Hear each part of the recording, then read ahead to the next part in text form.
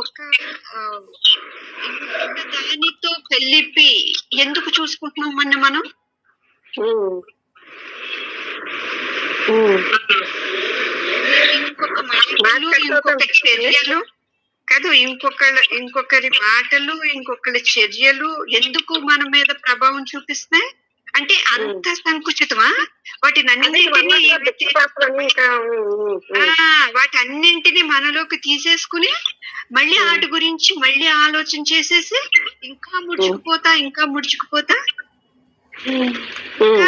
పూర్ణంగా స్వేచ్ఛను కోల్పోవటం మాట. అంతే అమ్మా. పూర్తిగా భిక్షపాత్ర ఉంది నాకు. అందుకే కొలతలు కొలుచుకున్న జీవితాన్ని జీవిస్తున్నాను. అందుకే బయట లోపల అనేది వచ్చింది నాకు.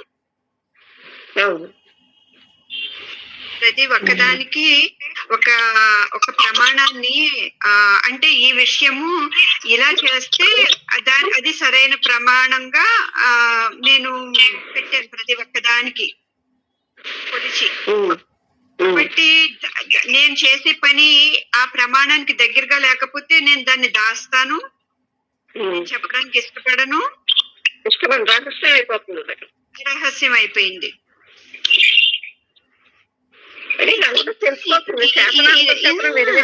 అడిగాడు ఆయన.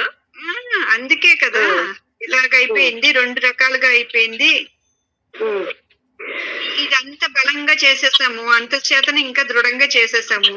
అక్కడి నుంచి సిగ్నల్స్ ఇస్తుంది, అక్కడి నుంచి ఈ చేతన మళ్ళీ పనిచేయడం మొదలు పెడుతుంది. ఎందుకంటే తను ఎలా నిల్వ చేసుకుందో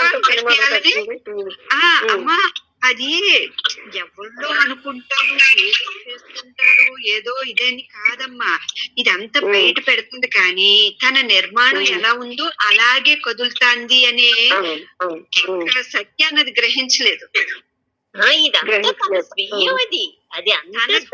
తన నిర్మాణం, తన అస్తిత్వం ఎలా పోగు చేసుకుందో తను ఎలా కదులుతాంది కానీ బయట ఎవరు ఏదో అనుకుంటారు, ఏదో చేస్తారు, ఏదో అని కాదు.